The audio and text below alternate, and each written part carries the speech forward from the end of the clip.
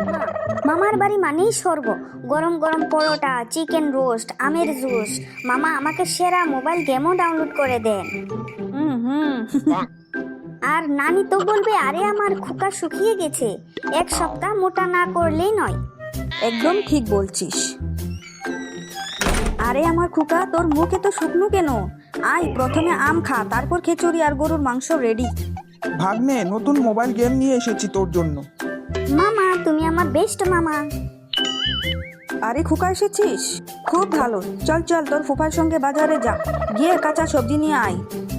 উফ, এখনই তো আসলাম, এই রোদ্রের মধ্যে আবার আমি মার্কেটে যাব? বেশি কথা নয়, আর মোবাইল বের করিস না, এখানে ফালতু সময় নষ্টের কোনো সুযোগ নেই। ঠিক বলছে। আমাদের সময় ছিল খেলাধুলা, এখনকার ছেলেরা সারাদিন মোবাইল নিয়ে বসে থাকে। ওগো শুনছো, বেশি খেও না, রাত্রে আবার খিদা লাগতে পারে। নষ্ট করলে কিন্তু খেতে দেব না বলছি। মামার বাড়ি বেস্ট ছিল। খোকা, কেমন লাগলো ফুপুর বাড়ি? উফ, আর বলো না মা। মা, মামার বাড়ি ছাড়া কোথাও যাব না আর। বন্ধুরা, তোমাদের সঙ্গে কি এরকম করে তোমাদের পিসিরা? কমেন্ট করে জানাও। আর ভিডিওটি ভালো লেগে থাকলে চ্যানেলটিকে লাইক, কমেন্ট, শেয়ার এবং সাবস্ক্রাইব করে দিও।